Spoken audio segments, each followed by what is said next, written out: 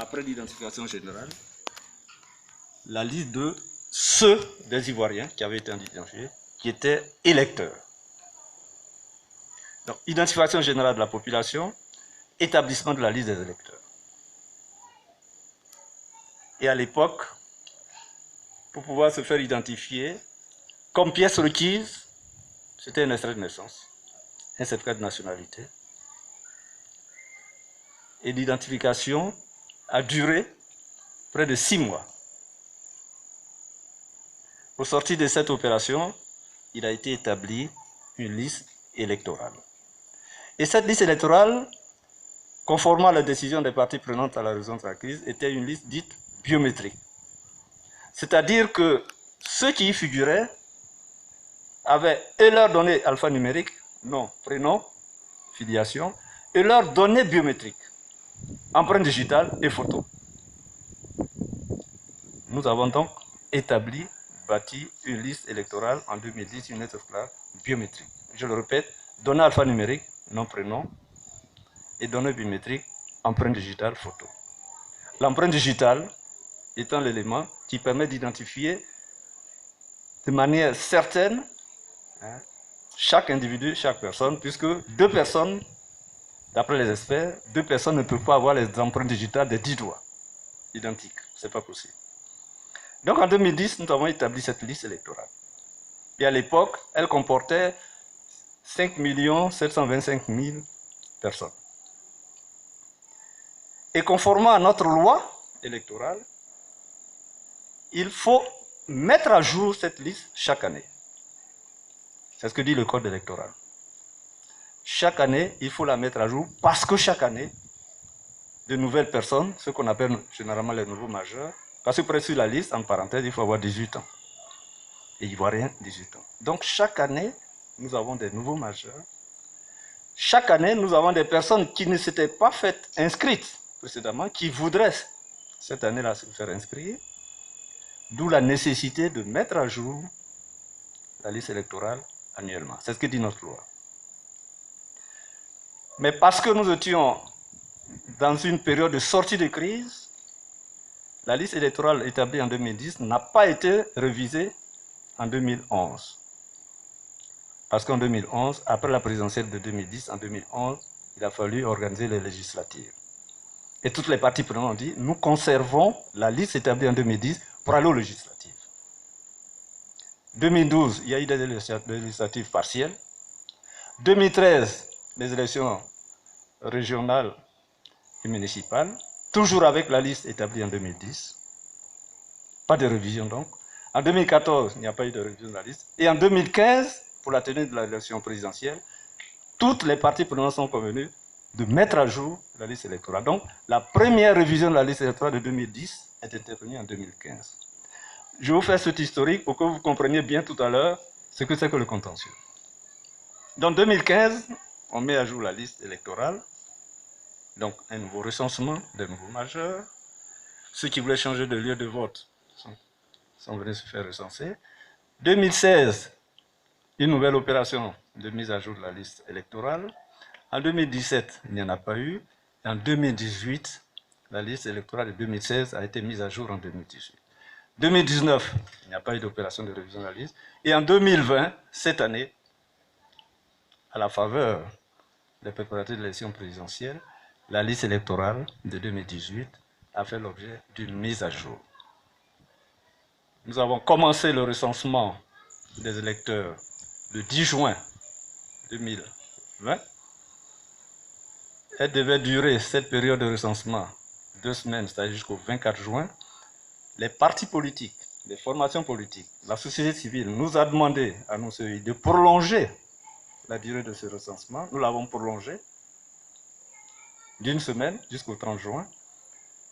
Elles ont demandé, les parties prenantes, de la prolonger encore, la durée. Nous l'avons prolongée du 30 juin jusqu'au 5 juillet. Donc finalement, le recensement des électeurs a duré 1 mois. Et conformément à la loi électorale, lorsque nous avons fini de recenser les électeurs, le recensement c'est quoi? C'est recueillir les données alphanumériques, c'est-à-dire nom, prénom de ceux qui viennent, leurs données biométriques, empreintes digitales, photos, pour bâtir donc la liste électorale. Donc lorsqu'on finit le recensement, il faut traiter les données recueillies. Traiter, ça veut dire quoi? Les données que nous avons recueillies, enregistrées, il peut y avoir des coquilles matérielles. Peut-être au lieu d'écrire Mamadou, on a écrit Madou. L'informatique au niveau informatique, ça nous permet donc de corriger ces erreurs. Peut-être que des mineurs, c'est-à-dire des personnes qui n'ont pas 18 ans, ont pu venir se faire recenser sans que nos agents puissent les détecter. Là aussi, puisque pour être sur la liste, il faut avoir 18 ans, donc ces mineurs qui seraient venus, il faut les sortir. C'est tout ça qui donne le traitement. Et lorsqu'on a fini le traitement, la loi nous dit il faut produire la liste, mais là, elle est provisoire. Il faut la produire et l'afficher, c'est-à-dire la porter à la connaissance de toute la population. Notez que pour le recensement, cette année, nous avons ouvert 10 848 centres de recensement où donc les requérants, les personnes pouvaient venir se faire recenser. 10 848 sur l'ensemble du territoire national. Et chaque équipe de recensement, c'était 3 agents, un chef de centre, un agent qui remplissait ce qu'on appelait le formulaire de recensement, et puis un agent qui, lui, était là pour prendre, capturer les photos, les empreintes digitales. Donc, lorsqu'on a fini de traiter les données recensées, collectées, il faut produire la liste lieu de recensement par lieu de recensement et l'afficher lieu de recensement par lieu de recensement. Donc, nous avons produit 10 848 listes, puisqu'il faut, je le répète, c'est par lieu de recensement.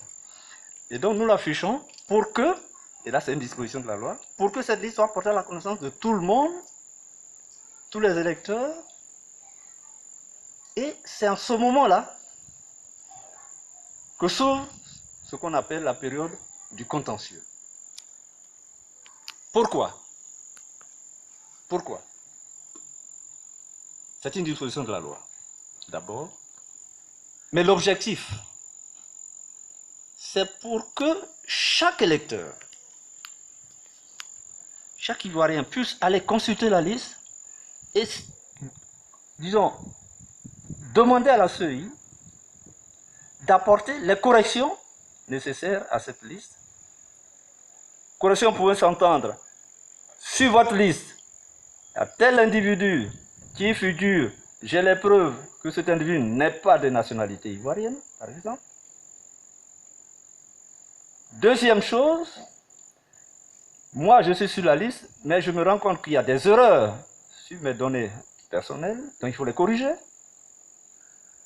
Troisièmement, je constate que sur votre liste, il y a tel individu, j'ai les preuves que cette personne elle est décédée, donc il faut la sortir de la liste. 3 types de réclamations donc. C'est ce que nous appelons, on ouvre le contentieux. 1.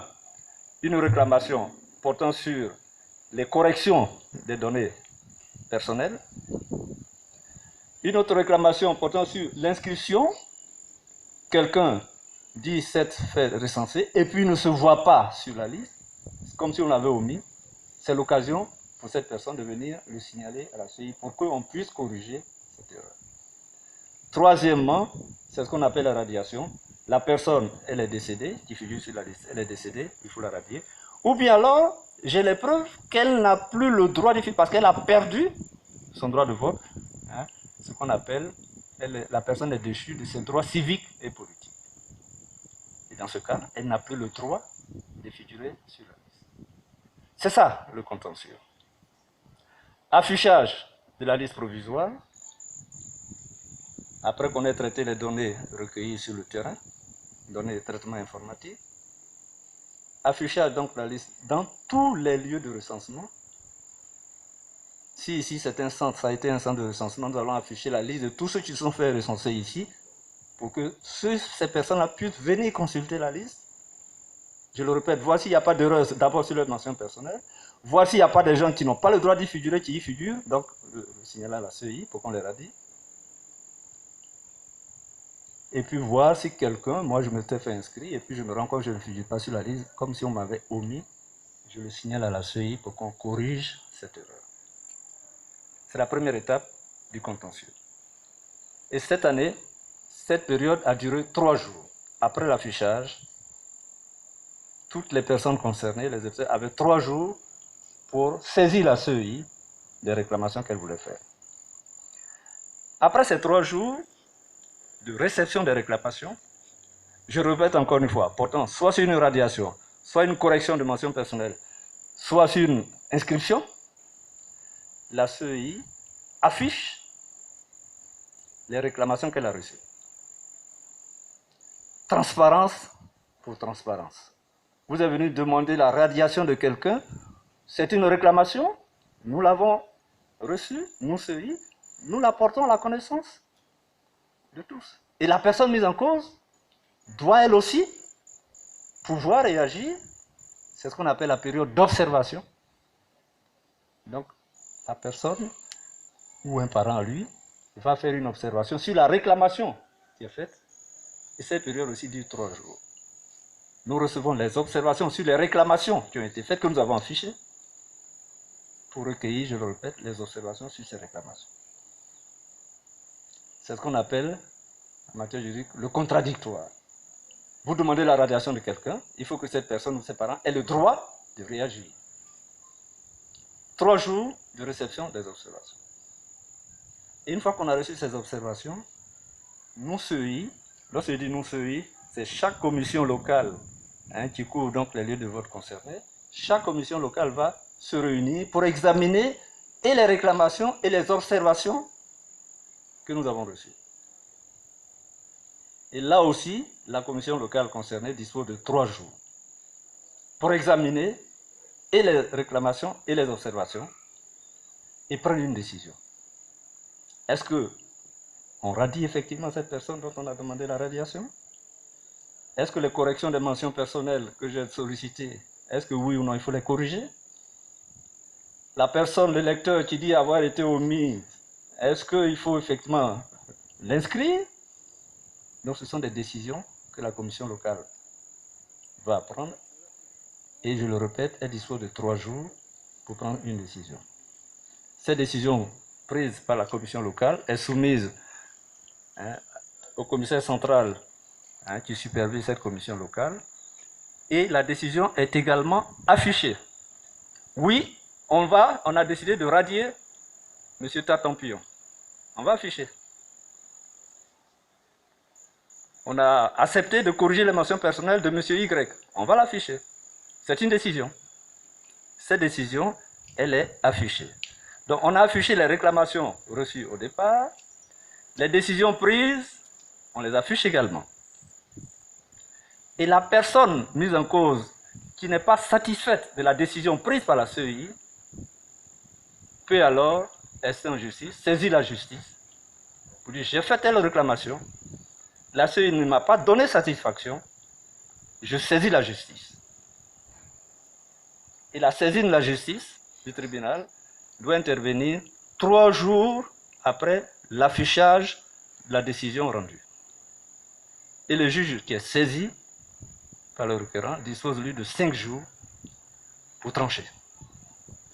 Et une fois que le juge a tranché, il n'y a plus de recours, la décision du juge s'impose et au requérant et à la CEI. Voilà un peu les étapes du contentieux. Pour résumer, recensement des électeurs, cette année ça dure 1 mois. Production de la liste provisoire à partir des données recensées et traitées. Cette liste provisoire, je le répète, elle est affichée dans tous les lieux de recensement, dans tous les lieux de vote. Cette année, il y en a eu 10 848. On l'affiche pour que chaque électeur ou tout électeur intéressé, toute personne puisse venir examiner, consulter cette liste. Nous l'avions mise également sur notre site internet pour que vraiment elle soit consultée, elle soit connue par tous.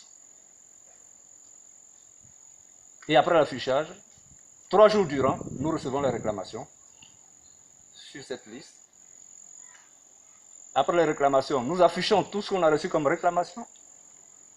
Les réclamations pourront porter sur une radiation, une inscription ou une correction de données personnelles. Nous affichons les réclamations reçues. Durant 3 jours, les personnes qui veulent faire des observations sur les réclamations viennent saisir la CEI pour faire des observations sur les réclamations. 3 jours durant. À l'issue de ces 3 jours, la commission locale qui supervise donc, le lieu de vote se réunit pour examiner ces réclamations, ces observations et prendre une décision. La décision pouvant être soit on radie cette personne, soit on corrige ses mentions personnelles, soit alors elle avait été omise, on l'inscrit.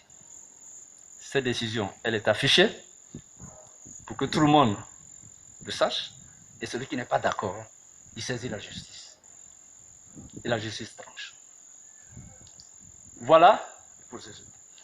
Alors, au niveau statistique, nous avons cette année recensé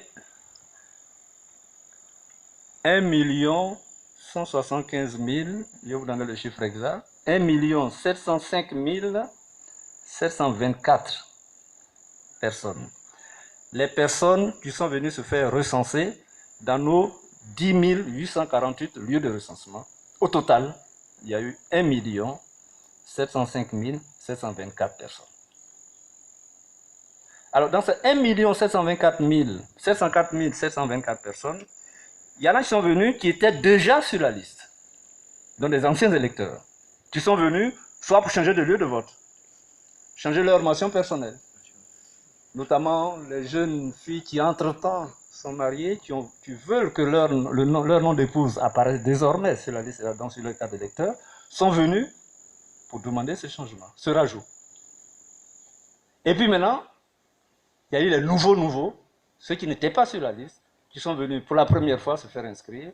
Alors on a dit catégorie 1, les anciens, ceux qui étaient déjà sur la liste, catégorie 2, les nouveaux. Au total, il y a eu 1 704 724 personnes qui sont venues à nos guichets. Et après les traitements, nous avons les traitements, je le répète, c'est éliminer les mineurs, éliminer ceux qui apparaissent 2 fois, ainsi de suite. In fine, nous avons eu 1 645 693 demandes de recensement qui ont été prises en compte. Si bien que notre liste électorale, qui en 2018 comportait 6 595 790 électeurs, 6 595 790 électeurs, est passé à 7 700 035 électeurs sur la liste provisoire. La liste provisoire 2020, la liste électorale provisoire 2020, comporte 7 500 035. Vous voyez que nous sommes passés donc de 6 595 790 électeurs en 2018. Aujourd'hui, en liste provisoire en tout cas, nous sommes à 7 705 035, si bien qu'il y a eu à peu près 904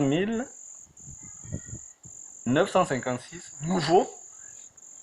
Notre liste électorale a augmenté de 904 956 électeurs. À l'issue du contentieux qui vient de s'achever, comme disait celle qui m'a précédé tout à l'heure, qui avait les dates en tête, le contentieux de la liste électorale 2020 a été ouvert effectivement le 5 juillet. Ça devait, pour les réclamations, on devait arrêter le 7 juillet, puis c'est 3 jours. Nous l'avons proposé, prolongé jusqu'au 11 juillet, parce qu'il y a eu la fête de l'indépendance. Le 5 août, pardon. 5 août, exactement. 5 août, on devait arrêter le 7, on a arrêté finalement le 11. Ensuite, on a reçu les observations sur les réclamations du 12 au 14. Et les commissions locales ont délibéré du 15 au 17 août. Aujourd'hui, nous avons les décisions qui ont été prises par les commissions locales et nous aurons donc à les traiter également pour l'intégrer dans la liste, dans la base de données élections, et nous aurons d'ici mi-septembre le nombre exact d'électeurs qui seront inscrits sur notre liste électorale définitive de 2020.